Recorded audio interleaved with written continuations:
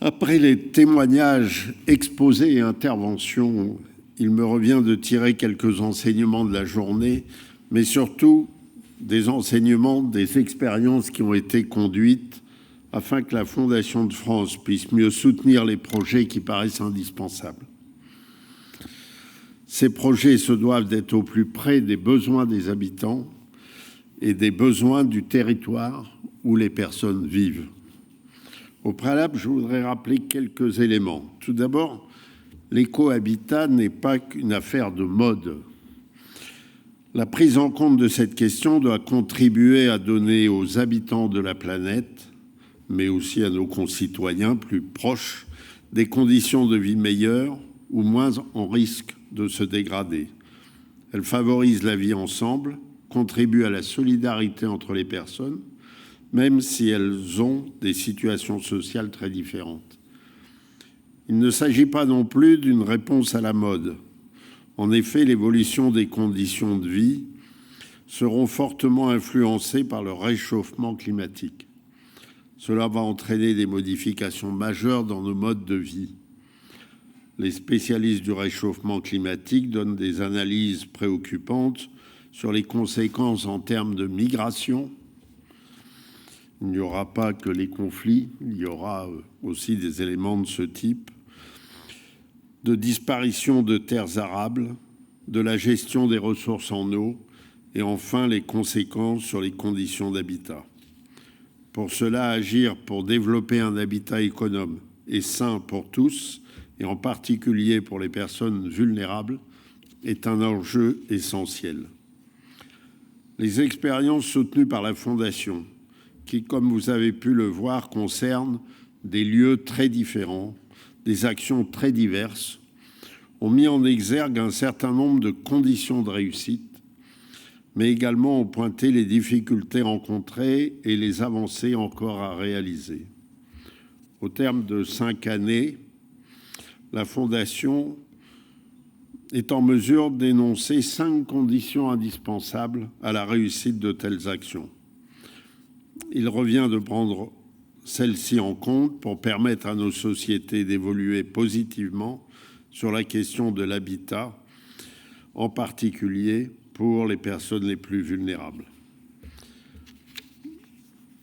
La première condition, à nos yeux, c'est d'améliorer la maîtrise d'usage des habitants. Et pour cela, reconnaître qu'ils doivent être des acteurs décisionnaires dans le processus de coopération qui regroupe l'ensemble des porteurs de projets.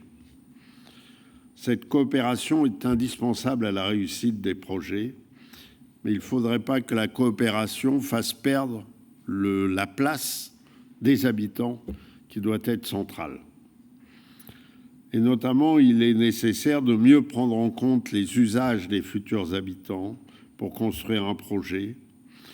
Et il faut trouver les moyens d'aider les habitants en cas de besoin par une assistance à maîtrise d'ouvrage forte.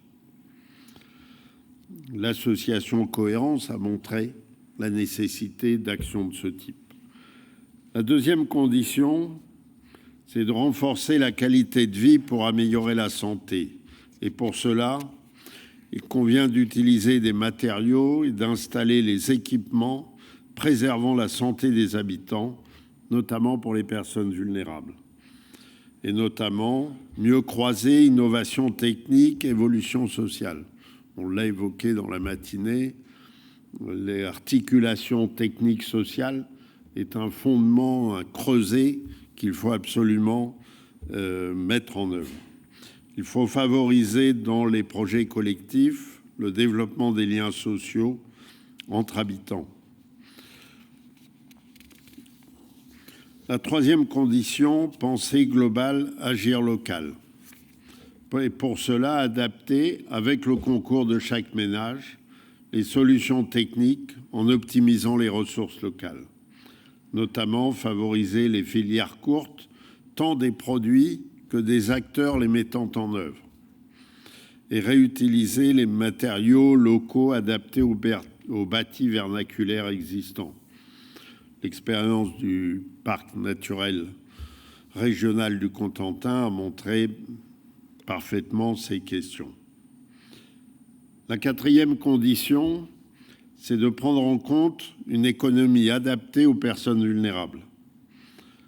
Pour cela, il faut que l'économie des projets soit de façon durable, acceptable et favorable aux personnes.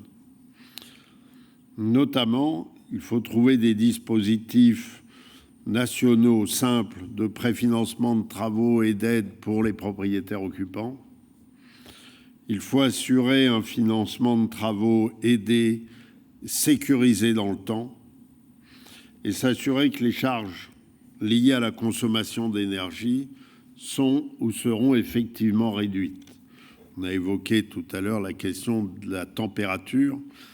Pour avoir négocié il y a quelque temps, quand j'étais en fonction professionnelle, le programme Habiter mieux, on m'avait dit si la différence c'est que les gens se chauffent mieux, c'est pas la peine, on n'y va pas. L'important c'est qu'ils fassent une économie pour réaliser avec le différentiel, ils vont pouvoir payer l'investissement.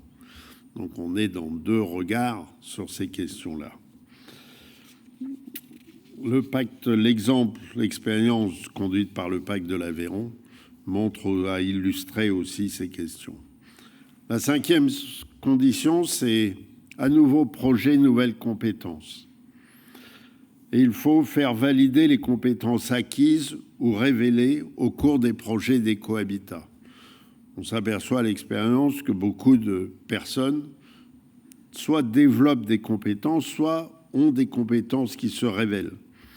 Et on pourrait développer sûrement l'acquisition des diplômes professionnels, notamment par l'accès à un dispositif de validation des acquis de l'expérience simplifié, et reconnaître la compétence en assistance à maîtrise d'ouvrage acquise au cours de la réalisation des projets.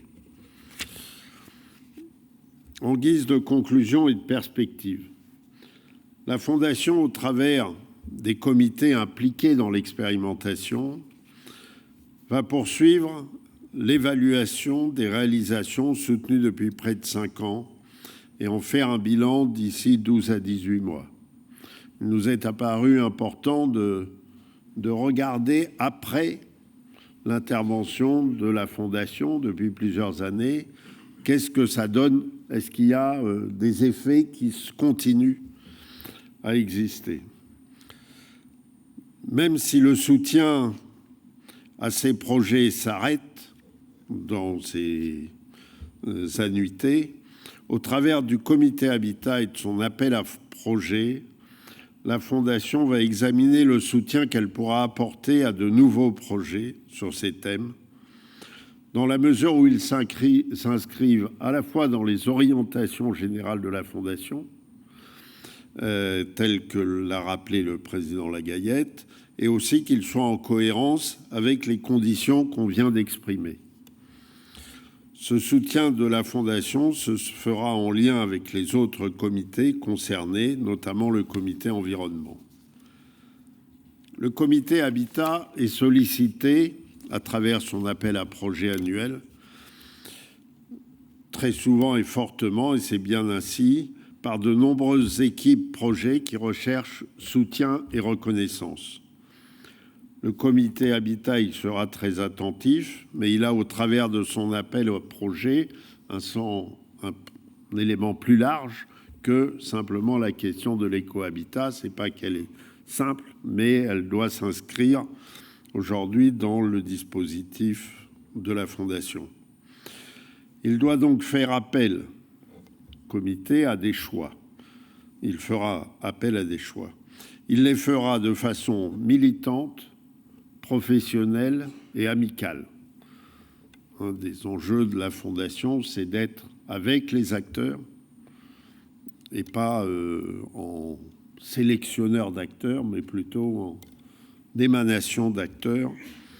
Et on a travaillé aussi dernièrement sur la question sur la manière dont on peut aider à faire émerger des projets nouveaux et qui ne sont pas encore des organismes qui ne sont pas encore prêts à remplir le dossier formalisé de la Fondation, mais d'aider à l'émergence de ces projets pour qu'on puisse les soutenir. Dès maintenant, et on l'a fait aujourd'hui, le comité Habitat aussi s'efforcera de mesurer, d'évaluer les projets pour que demain s'accroisse la pertinence et l'efficacité de la Fondation et conforter son utilité sociale, en particulier au bénéfice des personnes vulnérables. Merci.